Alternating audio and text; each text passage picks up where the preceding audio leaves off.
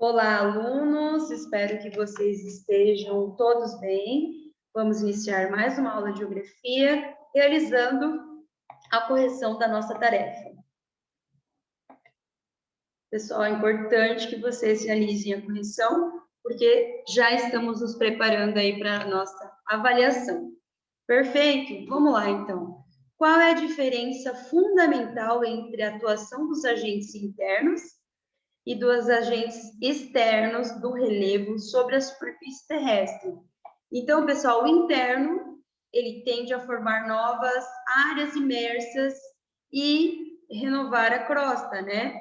Os agentes externos desgastam a litosfera, rebaixando as altitudes, transportando material para as porções mais baixas. Pessoal, é importante interno e externo. É importante que vocês lembrem disso. Interno, agentes que ocasionam dentro da Terra. Externo, fora da Terra. Bom, explique o que é intemperismo. É o processo de desagregação dos minerais que formam a rocha. É importante vocês marcarem isso, porque são conteúdos de avaliação. C. Qual é a diferença entre intemperismo químico e físico? Intemperismo químico é causado pela ação da água, tá? Porque ela dissolve, né, minerais que são componentes das rochas.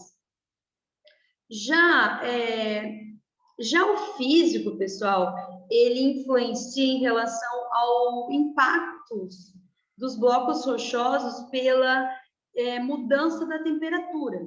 Então, quando eu tenho a incidência de bastante sol, ele tem a influência de ser muito quente. Já na noite, eles acabam se resfriando.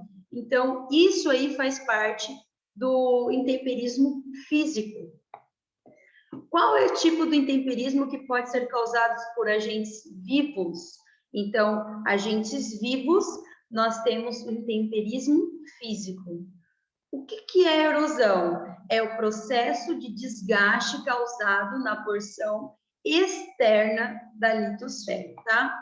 E como que pode se desgastar? Através da chuva, vento, mares, geleiras, etc. Por que a erosão pode ser um grande problema para a agricultura? A erosão, pessoal, então, por quê? Porque a perda do solo, né? Ele também pode ocasionar muitas vossorocas, que são aqueles buracos, e também dificuldades para o cultivo, tá bom? Então, a número 2 aqui nessa questão nós temos verdadeira e essa última falsa, que o movimento do magma, ele realiza no manto em relação à corrente de convecção, não pelo vulcanismo. Façam a correção. Bom, vamos lá então. Aqui, pessoal, nós vamos falar um pouquinho sobre os diferentes tipos de solo. O solo é um importante recurso natural. Ele trata-se de um material composto de partículas ou grãos de minerais originados da decomposição da rocha. Se você pegar uma experiência, pegar uma rocha na outra e esfregar, você pode observar que ela solta fragmentos que são a composição do solo. Nela crescem as plantas, bactérias, insetos, entre outro fator. O ser humano depende do solo, ele é essencial para a agricultura, tá? E a agricultura, querendo ou não, ela é voltada para a produção de alimentos que nós consumimos. E o cultivo de árvores, silvicultura, entre outros fatores. É importante aqui que vocês grifem esse parágrafo.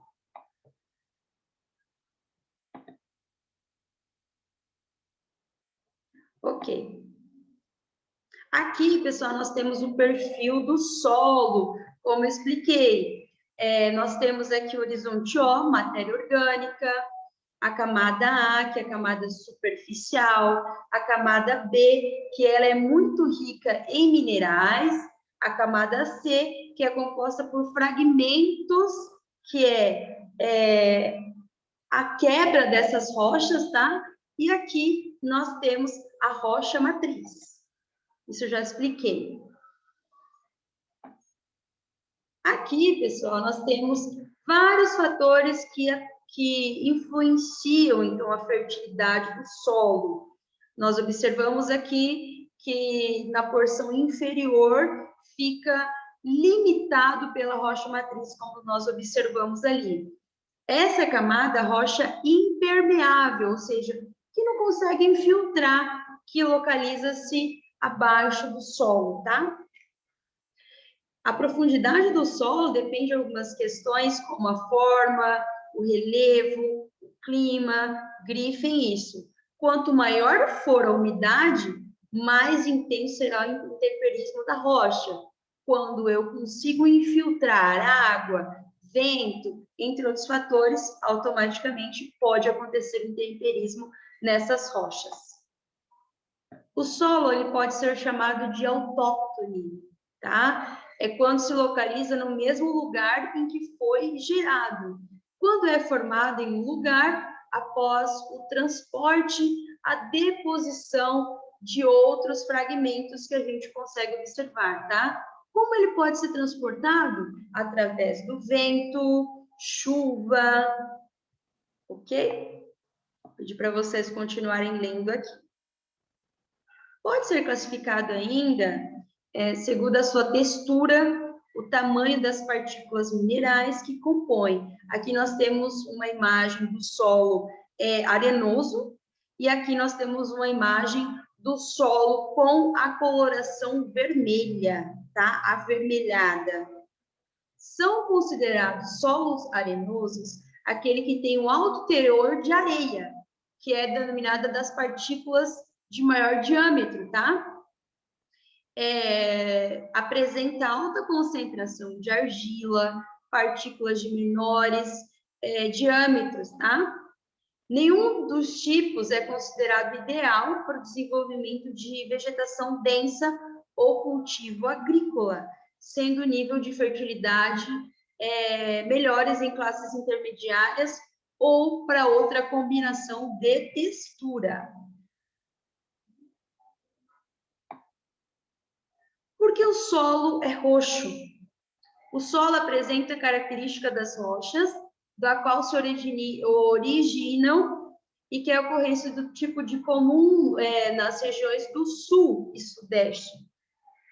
Então, nós temos aqui essa propriedade de coloração. Então, aqui nós temos a presença de minérios de ferro, basalto, que são originadas desse solo. No início do século XIX, imigrantes italianos vieram para trabalhar na produção de café nos estados de São Paulo e Rio de Janeiro. Mais tarde, a cultura se espalhou para as áreas cobertas, pelo solo vermelho, tanto em São Paulo como no Paraná.